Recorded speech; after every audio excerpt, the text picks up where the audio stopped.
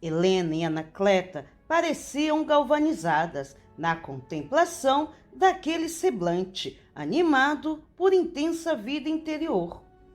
A arpista cega nas vizinhanças da morte mostrava as linhas fisionômicas de Emiliano Secundino, o amor que o tempo não apagara no coração da filha de Vetúrio.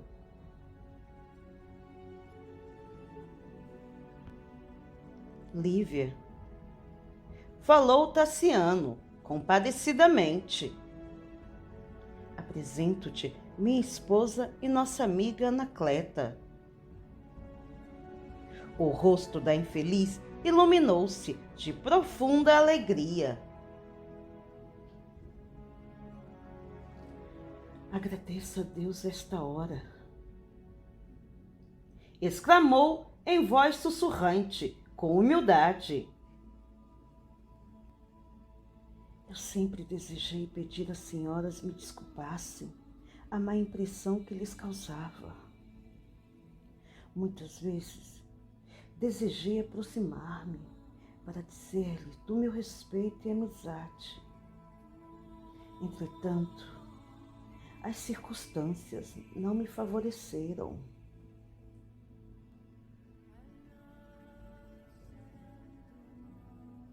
Aquela voz ecoava no espírito de Helena com estranha ressonância. Por que não se interessara por um conhecimento mais íntimo daquela mulher? Alterou-se-lhe inexplicavelmente o modo de ser. Reminiscências de obscura quadra de sua vida emergiam-lhe em cores vivas dos recônditos da memória. Teve a impressão de que Emiliano ali se achava em espírito, acordando-a para a realidade terrível. Olvidou a presença de Tassiano, despreocupou-se de qualquer conveniência de ordem pessoal e, de fisionomia ansiada, perguntou: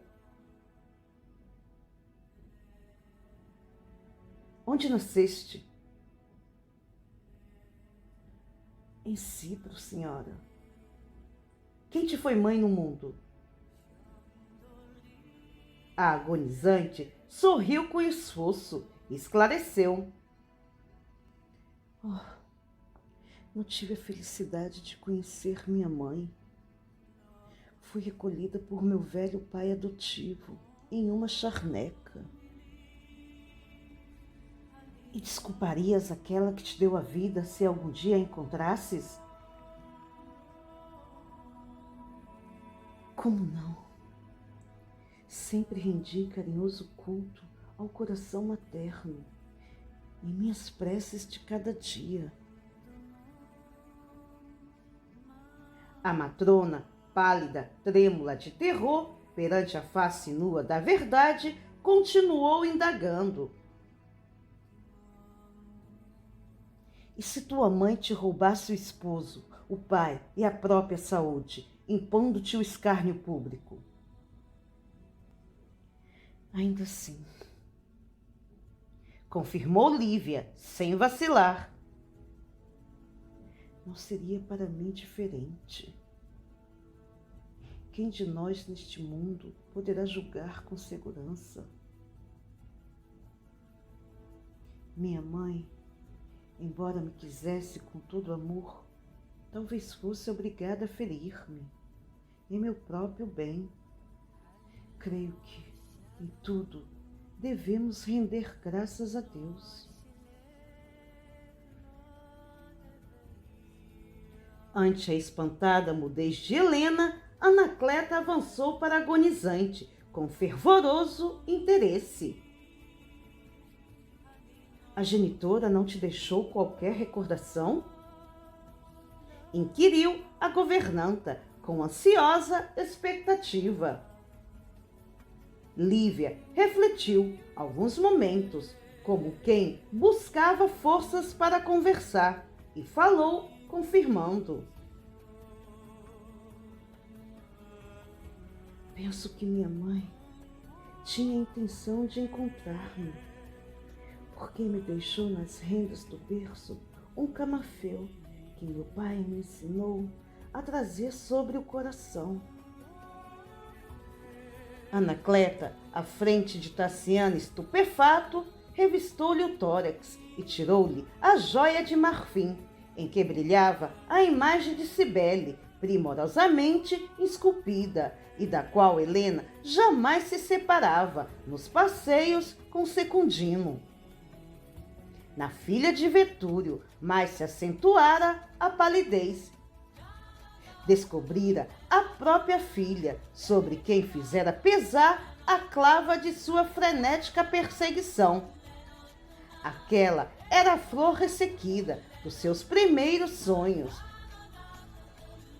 Ouviu de novo, na milagrosa acústica da memória, as palavras que o homem inovidável de seus ideais femininos lhe falara pela primeira vez. Haviam ele e ela projetado para o rebento de suas esperanças o mais belo destino. Porque se tinha metamorfoseado em inferno o paraíso imaginado. Imobilizada pelo pavor, olhos estatelados, notou que as reminiscências lhe materializavam o pretérito no âmago da própria alma. As paredes do quarto desapareceram aos seus olhos. Viu-se novamente menina no turbilhão de banalidades em que o amor de Emiliano lhe despertara o coração. Obscurecera-se o cérebro. Onde estava? Reparou que, em meio das sombras que a cercavam, um homem caminhava ao seu encontro. Era ele, Secundino, como na antiga visão de Orósio e como no sonho que a visitara na ilha de Cipro, envolvido ainda nas suas vestes militares e com a destra sobre o peito ensanguentado, a chamá-la gritante. Helena, Helena, que fizeste da filha que te dei? Torturavam-lhe a alma estas palavras, infinitamente repetidas pelos monstros do remorso, em profundo abismo, a escancarar-se sob os seus pés. Lembrou que a filha abandonada ali se encontrava ao alcance de suas mãos. Entretanto, por mais estendesse os braços, não conseguia encontrá-la nas trevas, a se adensarem ao redor.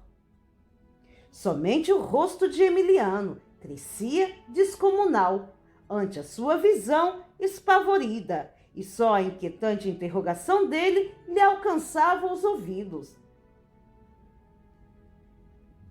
Helena, Helena, que fizeste da filha que te dei? Diante de Tassiano e Anacleta, fulminados de assombro, a matrona, com esgazeado olhar dos loucos, desferiu horrível gargalhada, rodou sobre os calcanhares e correu para a via pública. Tomou as rédeas do veículo que a trouxera e partiu, em disparada, de regresso à vila distante. O marido de Helena solicitou a assistência de Agripa em favor da enferma. Isolando-se com a governanta em um trecho do jardim, dela ouviu, por mais de 2 horas, sombrias confidências a respeito do passado e do presente. Tassiano, transtornado, parecia ébrio de ira. Quando Anacleta terminou as amargas revelações, o interlocutor, compenetrado assim de toda a cruel verdade, cerrou os punhos e bradou em voz estentórica.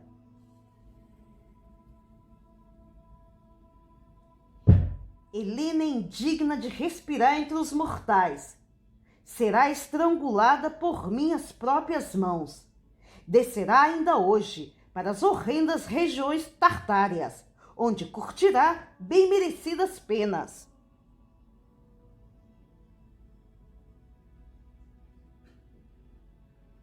Tassiano, Tassiano! Soluçava a velha amiga, entravando-lhe os movimentos. Espera, espera, o tempo ajuda a reflexão. O Patrício procurava desvencilhar-se, quando Lúcio Agripa, com a expressão fatigada, abeirou-se deles e notificou. Meus amigos, nossa doente descansou por fim.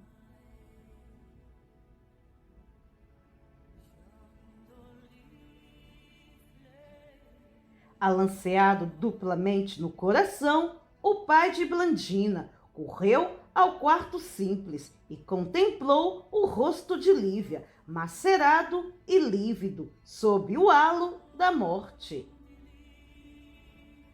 Angelical serenidade estampara-se na face dela. Um sorriso misterioso que ninguém saberia definir, como de alegria ou de conformação, fixara-se-lhe nos lábios por derradeira mensagem de sua vida curta aos que ficavam. O companheiro que tanta amara inclinou-se sobre o cadáver, prateando por alguns momentos. No entanto, como se fosse subitamente erguido por força estranha, começou a bramir de dor selvagem e a implorar. Convenientemente amparado por Lúcio, a este rogou auxílio. Precisava de urgente acesso ao lar. Em minutos breves, uma carreta de serviço transportava-o de retorno à casa, em companhia de Anacleta. Em todo o percurso não haviam trocado palavra. Clarões matutinos principiavam a surgir em formosa aurora. Seguido pela governanta, preocupada em evitar qualquer atitude de violência, o Patrício chamou pela mulher, com a voz clamante de um alienado mental. Helena, porém, não se achava, como de costume, em sua câmara de repouso. Após alguns instantes de ansiosa busca, foi afinal surpreendida em uma poça de sangue nos banhos da casa.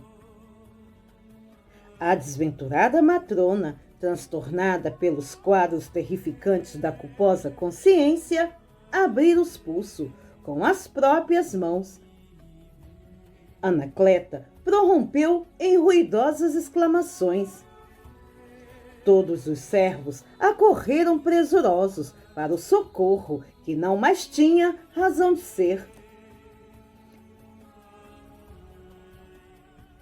Foi então que o velho Pílio, trêmulo e aflito, aproximou-se e, deparando com a filha que sempre lhe dominara o coração, cadaverizada, quis gritar, mas não conseguiu. O peito afigurou-se-lhe comprimido e o cérebro estalou à maneira de uma harpa cujas cordas se rebentassem, e o ancião caiu desamparado no piso de mármore, gemendo angustiosamente.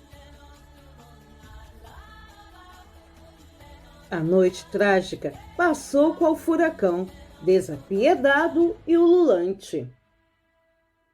O Pílio Vetúrio, o potentado que Roma admirara por tantos anos, em razão do choque, acamara-se, abatido e epiplégico. Extinguira-se-lhe o dom da palavra.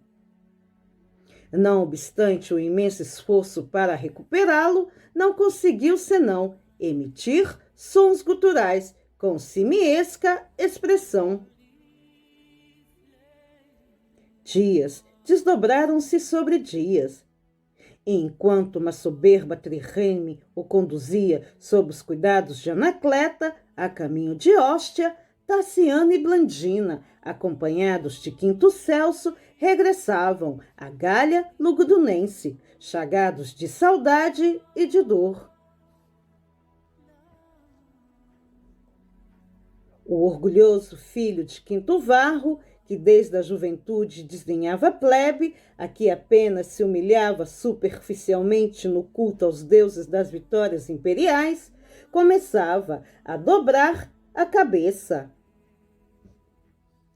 Abraçadas duas crianças, que lhe constituiriam doravante a razão de viver, com rugas profundas a lhe desfigurarem o rosto, emoldurado já nos cabelos brancos a se multiplicarem celeremente, não sabia agora, senão inquirir em silêncio o horizonte distante, demorando-se, mudo, a refletir e chorar.